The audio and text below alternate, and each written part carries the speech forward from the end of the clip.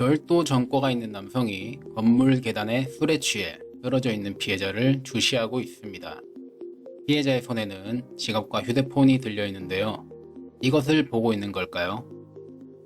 사건 당일 피해자의 행적을 돌아보겠습니다.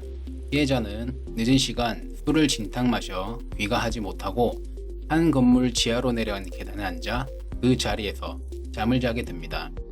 새벽에 술에서 깨고 그제서야 일어나 귀가하고 집에서 다시 잠을 자고 일어나게 되는데 그제서야 드는 생각, 자신의 휴대폰과 지갑에 현금이 없어진 걸 알아차리죠. 그대로 경찰에 자신이 절도 피해를 당했음을 신고하게 됩니다. 신고를 받은 경찰은 피해자가 자고 있었던 건물에 외부를 비추는 CCTV를 확인하게 되는데 CCTV 확인 결과 한 남성이 건물 안 계단에서 자고 있는 피해자를 오며가며 10분가량 주시하다 건물 계단에 들어가 30초 만에 나오는 것을 확인하게 됩니다. 이 남성이 직접적으로 훔쳐가는 모습이나 훔친 물건은 CCTV 각도상 확인되지는 않지만 이 피해자가 이 건물에서 나오기 전까지는 이 남성 이외에는 아무도 오가는 사람은 없었습니다.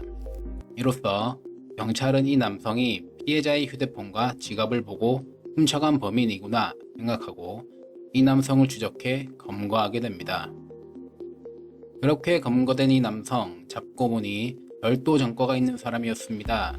이미 수사기관에서 조사받은 경험이 있어서 그런지 순순히 자신은 도둑질을 한 적이 없다며 인정하지 않고 수사기관의 조사에도 거짓말을 하며 뻔뻔한 자세를 유지합니다.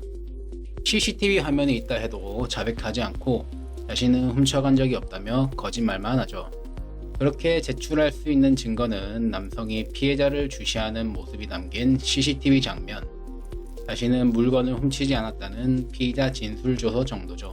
하지만 아무리 부인한다 하지만 CCTV에 남성이 피해자를 보고 맴돌다가 피해자 쪽으로 다가가 순식간에 다시 나오는 의심스러운 모습, 이 남성 이외에 다가간 사람은 확인되지 않는 상황, 이 모든 사실이 남성이 피해자의 휴대폰과 현금을 훔쳐갔을 것이라는 걸 말해주고 있습니다. 이렇게 조사를 마친 뒤 남성은 기소되는데요. 재판장에 선 이 남성, 별도 전과가 있기 때문에 큰 처벌을 받게 될까요? 법원은 이 남성에게 무죄를 선고합니다. 어떻게 이런 판단을 했을까요? 법원은 피해자가 계단에서 자고 일어났을 때 들고 있던 휴대폰이 없어졌던 점, 이 남성 이외에 다른 사람은 피해자에게 접근한 사실이 없다는 점, 이전에도 취객의 물건을 절취한 사실로 여러 차례 처벌받은 전과가 있다는 점으로 이 남성이 휴대폰과 현금을 훔쳤을 의심이 든다라고 하였습니다. 하지만 CCTV상 남성이 휴대폰을 들고 나오는 직접적인 모습이 없다는 점, 피해자가 계단에서 일어나 귀가 후 6시간가량 지나 신고하였는데 그 중간에 잃어버렸을 가능성이 있는 점, 이 가능성을 배제하고 검사가 제출한 CCTV 증거와 자신이 범행을 부인하는 피의자 진술조서로는 법원의 표현을 빌리면 합리적 의심을 할 여지가 없을 정도로 이 남성의 절도 사실이 증명되었다고 보기는 어렵다고 하였죠. 어떻게 생각하시나요? 사실 이런 판결문을 보면 일명 아리랑치기 같은 수법에 있어서 직접적인 절도 장면이 찍히는 CCTV가 있지 않은 이상 자백하는 사람은 솔직히 바보죠.